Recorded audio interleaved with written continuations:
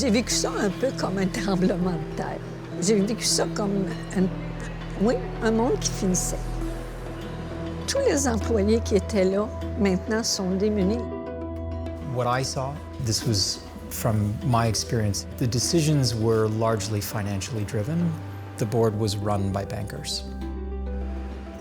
Pour nous, rendu à 2010, très suspect. Les alarmes qui sonnaient, tous les indices suggéraient que cette compagnie s'enligne pour l'insolvabilité. Did the company fail the retirees? It's just an awful question.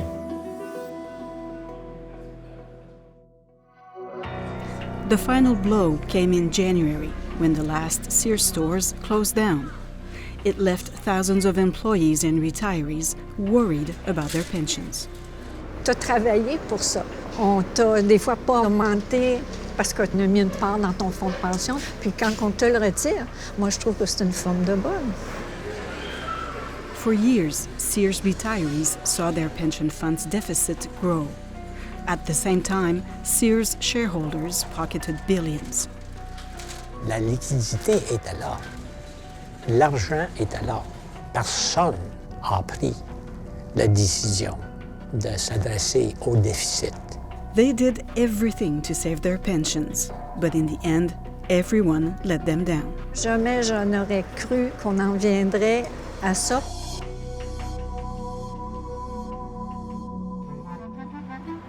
Who would have thought that after 65 years, the retail giant would fold? With its famous catalog and technological prowess, Sears was the Amazon of the 1970s and 80s. Malgré sa voix un peu mécanique, l'ordinateur reste toujours poli, quoi qu'on lui dise.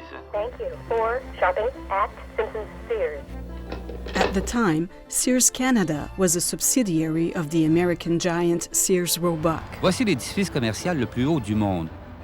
In the heart of Chicago, the Sears Tower symbolized the power of the company. C'était dans l'époque où on allait travailler la première journée, puis 40 ans plus tard, on était encore avec Sears. Larry Moore worked at Sears for over 30 years, for half that time as a vice president. In 2005, things started to change and he decided to retire. In the US, a hedge fund took control of Sears, which meant that its Canadian subsidiary now belonged to it as well. The company's new head was a multi-billionaire named Eddie Lampert. We needed to change the culture, we needed to change our operating model. At some point, and things began to quickly change. La première manœuvre, appelons ça une manœuvre au Canada, a été la vente du carte de crédit. The credit card business was the glue that bound us to our customers. Mark Cohen was Larry's boss.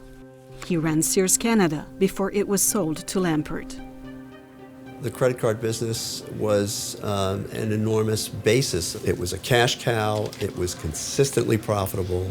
The sale of the credit card business was a $2.2 billion windfall for the company. Sears paid $1.5 billion of that to its shareholders. And rather than invest that money back into the company, as most corporations do when they make a consequential divestiture, he dividended it out to shareholders.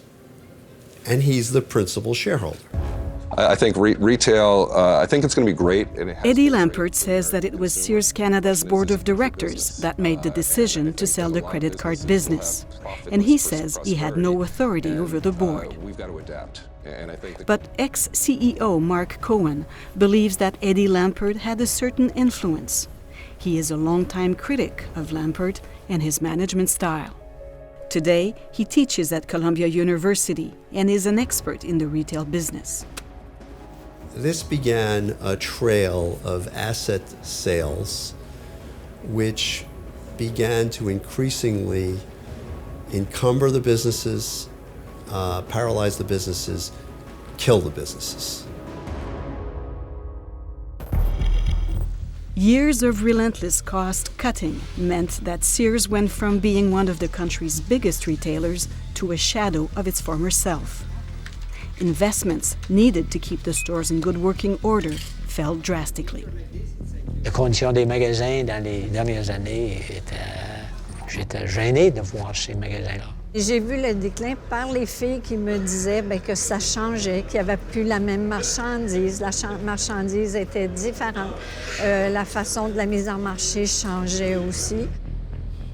Shoppers reacted badly and sales plummeted. It was a bit of a disheartening experience.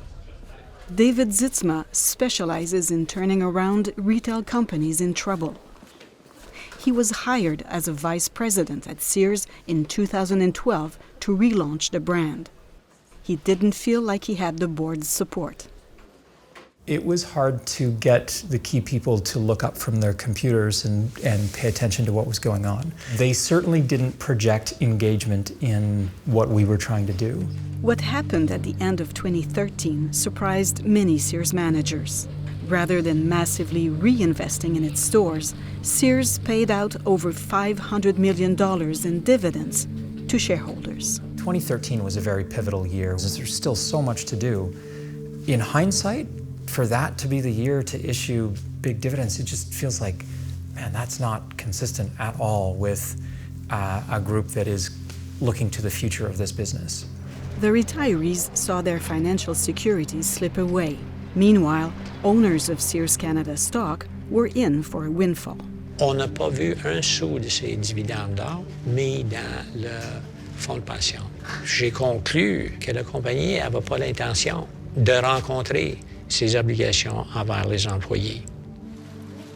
The pension fund went into deficit. Considérez toujours qu'un déficit de solidité, c'est une lumière rouge. Si votre employeur devait faire faillite, vous êtes dans le trou. Michel Lisée is a retired economist. Ce que Sears aurait dû faire, c'est profiter que ça allait encore bien pour équilibrer un peu ce qu'elle versait aux actionnaires et ce qu'elle versait au régime de retraite, puis ils auraient eu l'argent. Between 2005 and 2013, almost $4 billion in assets were sold. $3.5 billion of that was distributed to shareholders.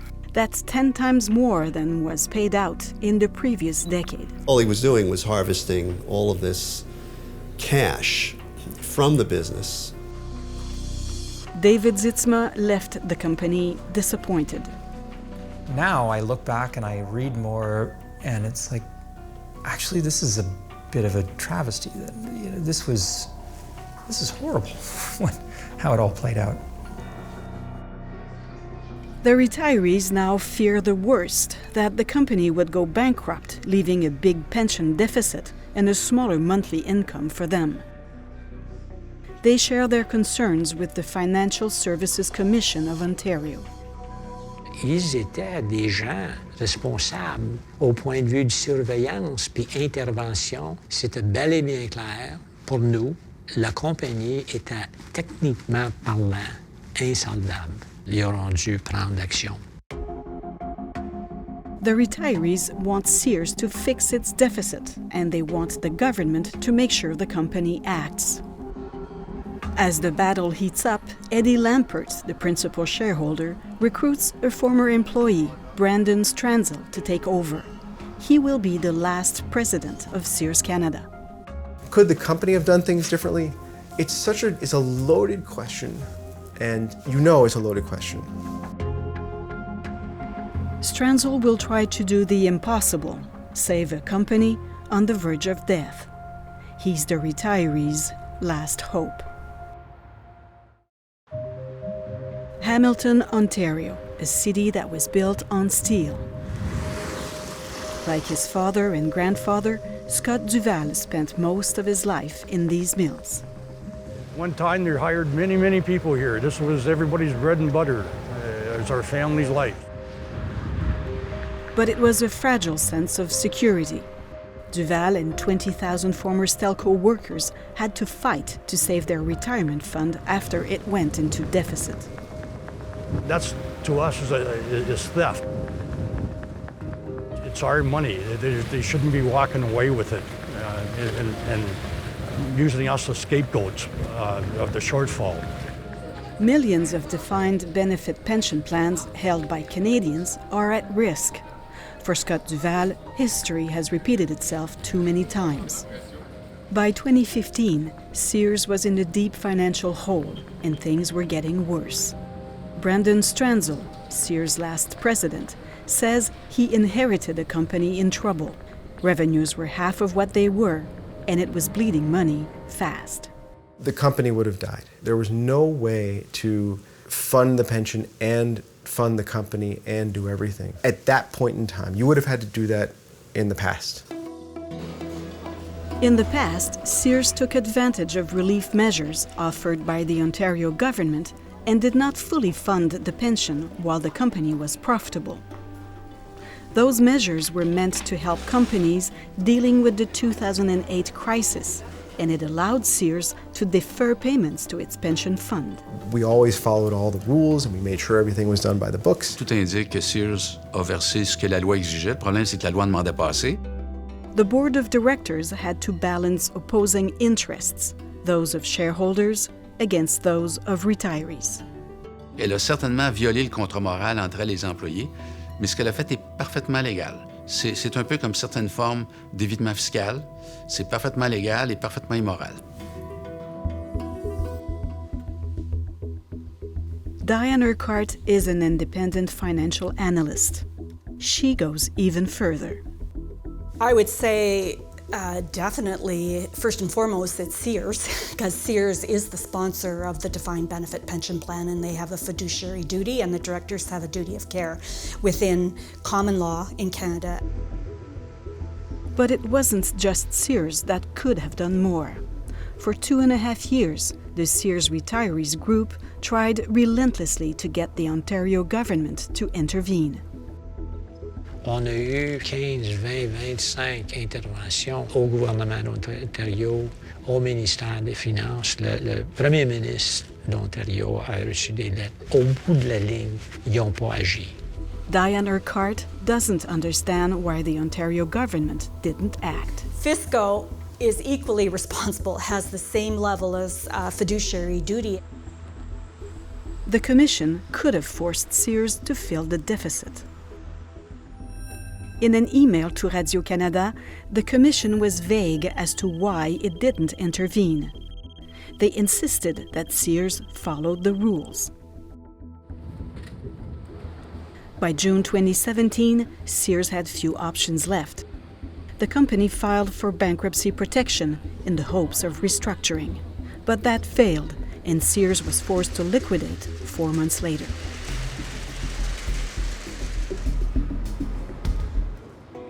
$16,000 retirees quickly learned that, short of a miracle, their pensions might be cut by as much as 20%. Mais il est minime, hein? Les gens s'imaginent beaucoup, là, mais c'est quelques milliers de dollars. Alors, j'aurais envie de vous le dire, mais je ne veux pas mettre personne dans l'embarras. C'est très minime. Je ne peux pas faire mon épicerie d'une année avec ça. The fate of the Sears retirees revives an old debate. De plus en plus de voix s'élèvent au Canada pour demander une meilleure protection pour les travailleurs retraités lorsque leur ancien employeur fait faillite. Canada is near the bottom of the list of advanced countries when it comes to giving its retirees priority in a bankruptcy.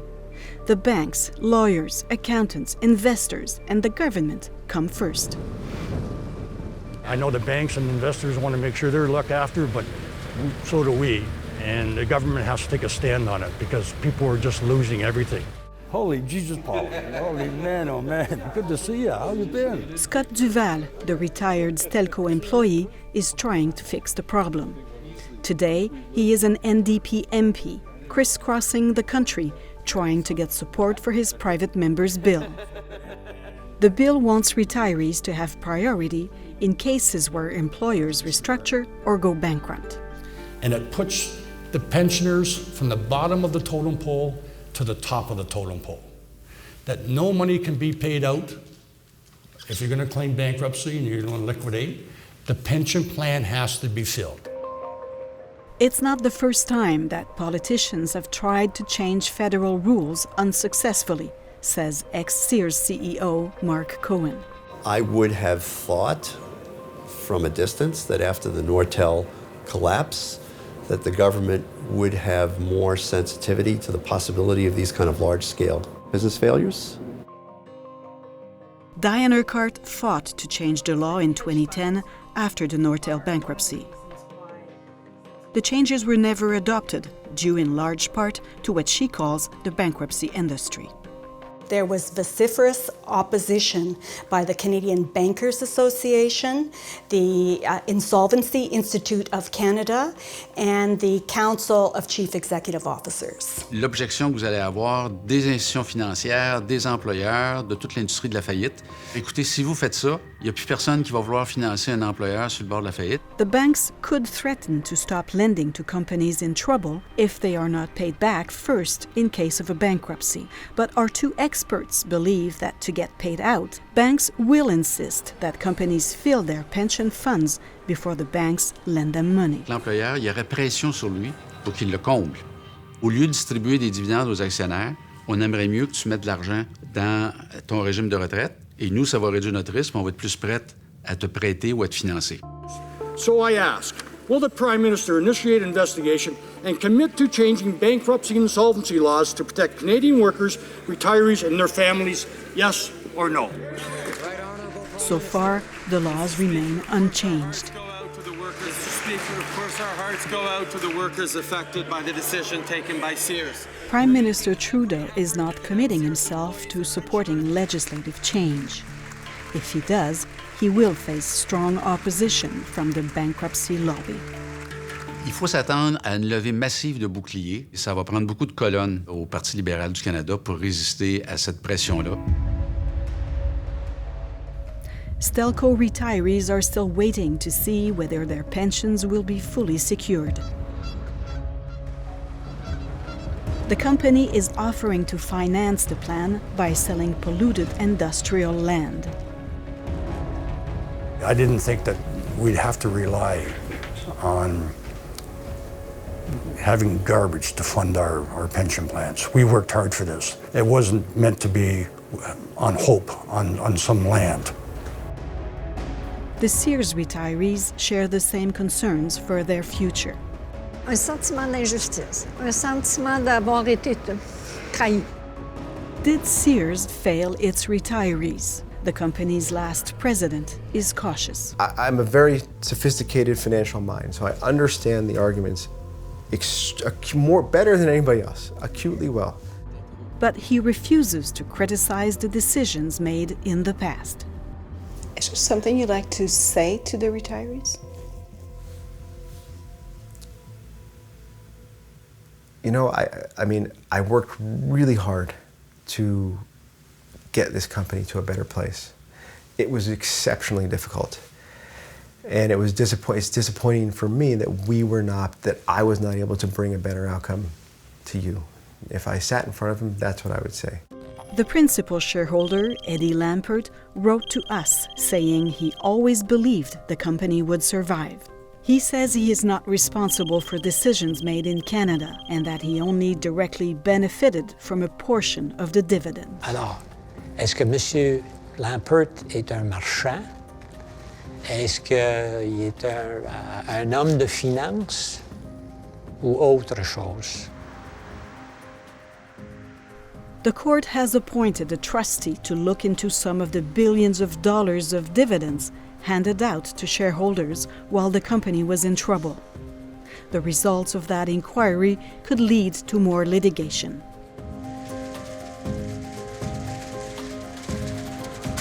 The Sears retirees have yet to say their final word.